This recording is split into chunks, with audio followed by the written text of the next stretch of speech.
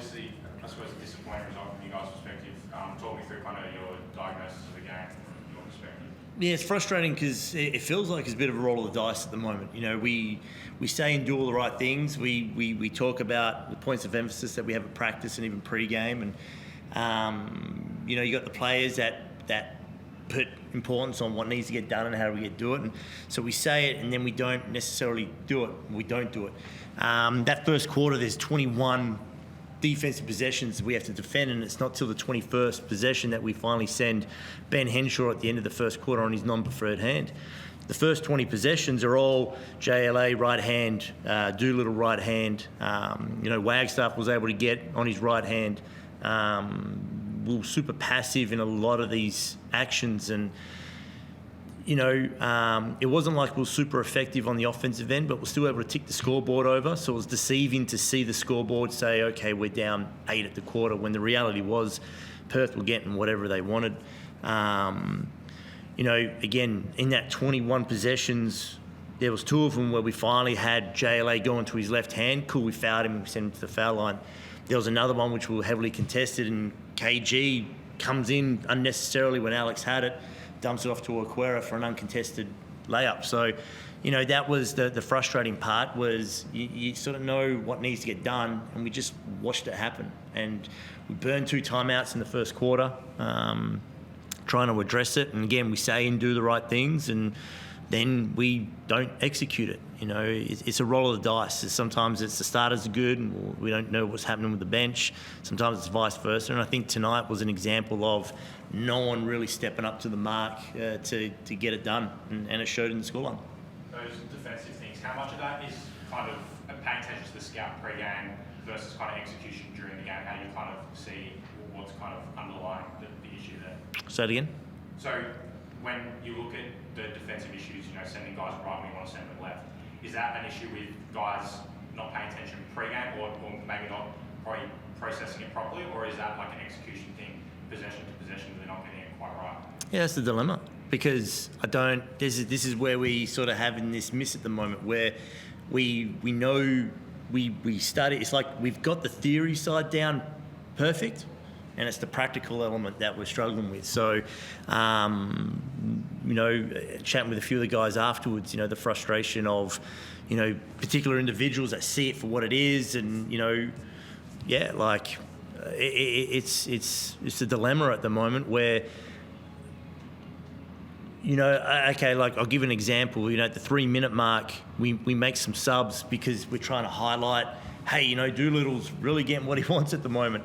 So we make a sub and he picks him up full court, and Doolittle walks the full length of the court and lays it up. And then the very next possession, we angle ourselves like we're in a push coverage, but there's no screen.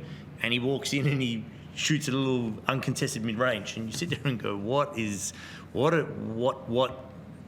the missing link in the communication for us to, you know, it's got some young guys, we've got some panic, sure, like it's an emotional group where things compound. But, you know, tonight it wasn't on the offensive end where we gave up 26 turnovers. It was on the defensive end where we just allowed JLA and Doolittle to just go on their right hand and finish at the rim. And, you know, you make adjustments when we talk about sending doubles, but how about we just try and sit on their shoulder to start with and send them in the other direction? It's becoming a bit of an issue.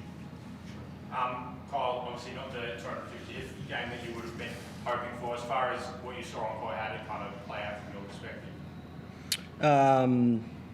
Yeah, obviously, you know, not nice to have a milestone game like that. Won't remember that one. But, yeah, I agree with Forde. I think that the practical element of it at the moment is something that's being missed. I think the theory side of it, I testament that all week.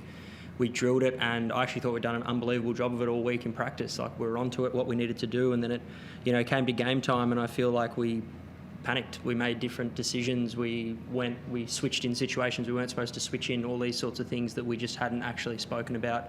And I think that comes in with just the speed of the game, and sometimes our guys being able to just take a breath and focus on the task at hand. Clearly, you've been around a bit. How much of this is kind of an issue with, you know, young guys, maybe a new team kind of coming together versus, you know, something that clearly you feel like the theory is down pat? So how much of it is kind of just you guys needing to adjust to the speed of the game or whatever the case may be? For sure. I mean, it's not just the young guys, it's all of us. I think that collectively right now we all need to step up and do a better job in certain situations. So, 100%, we all need to lock into those things. Josh on Zoom. Forde, this is the team's fourth 30-point loss of the season. What do you sort of attribute those big, large margin losses to? Is it a mental thing where the team sort of goes down 10 to 15 points? And I felt like tonight there was a lot of fight sort of in that third quarter and early in the fourth quarter, but it just slowly got away from as the game progressed. So what do you kind of put some of those bigger losses down to?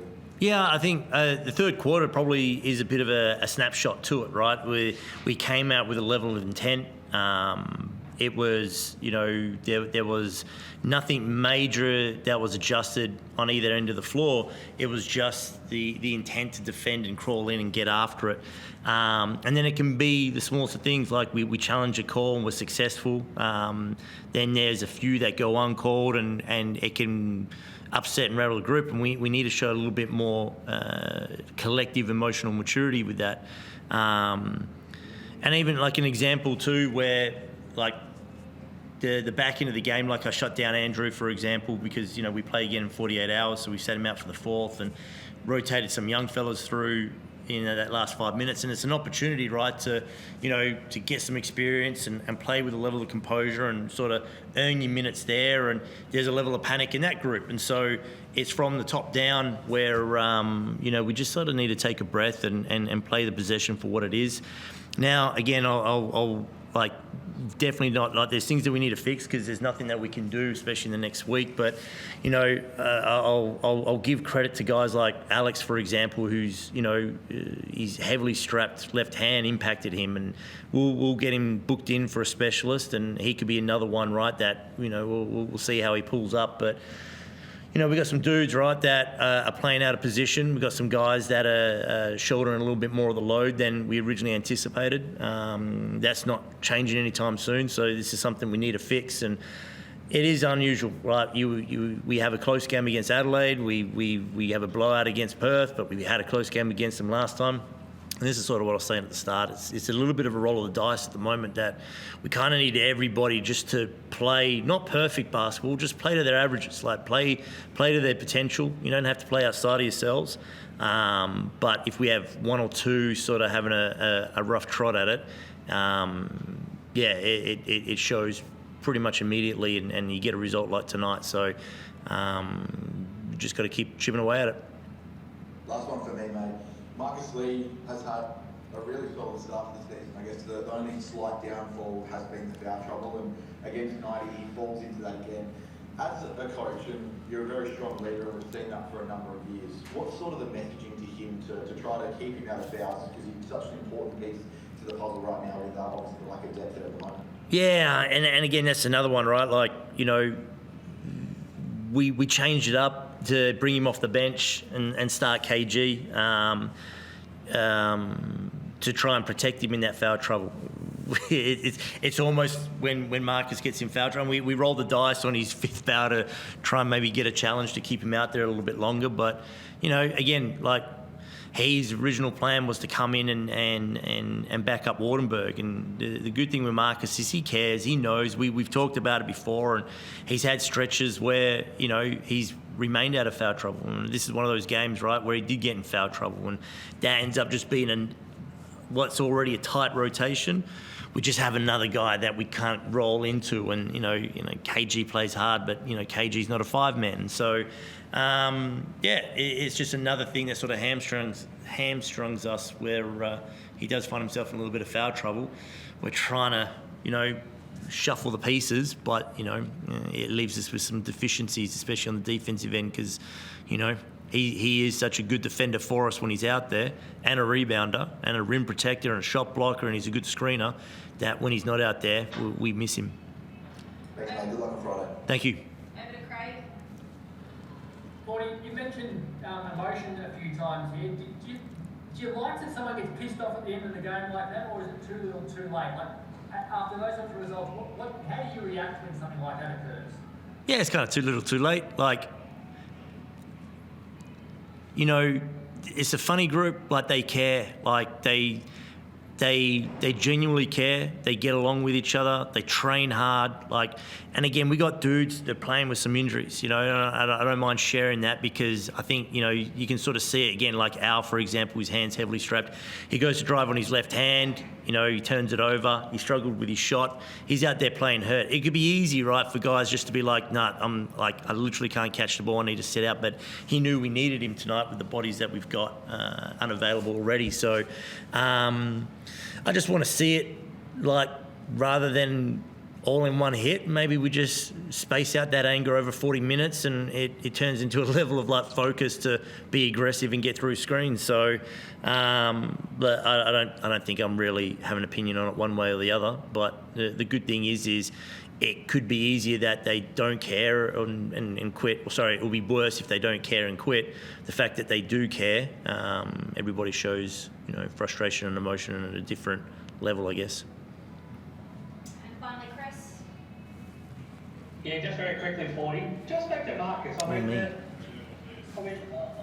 it's obvious what he brings at the defensive end, but and this does relate back to staying on the court longer. But is there a chance to use him more as an inside presence at the offensive end as well to give you that inside target, and that might in turn help your shooters? But you know, obviously, he has to stay out on the floor more for you to be able to help you do that.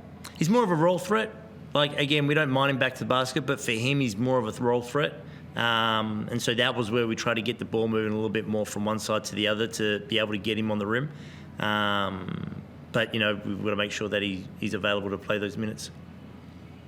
And Kyle, just lastly, as a playing group, how do you now get yourself ready for Melbourne on Friday? And you would hope nobody in the group looks at it as a daunting challenge and instead sees it as an opportunity to really show what you're capable of. Definitely not. I mean, we're professionals. We got another game on Friday, and we'll go try and handle our business. That's what we got to do. Thanks, guys. And one more. Oh, sorry. There you go. I guess where to from here, and what would you guys say to fans who are maybe feeling riding that emotional roller coaster as well? It was always going to be a tough stretch. You know, we got our two marquee locals out. You know, this is the benefit of these Ignite games is it provides more basketball. The stretch from December 19th to February 19th is when we play 19 games. So this is not ideal by any means, but, you know, what takes priority right now is obviously we want to make sure that we're getting guys playing a certain particular way of basketball and feeling good about themselves. But we need Jack and Wardenberg back on the floor and everybody sort of slots into their role, and suddenly we're playing what the original design and look was to be.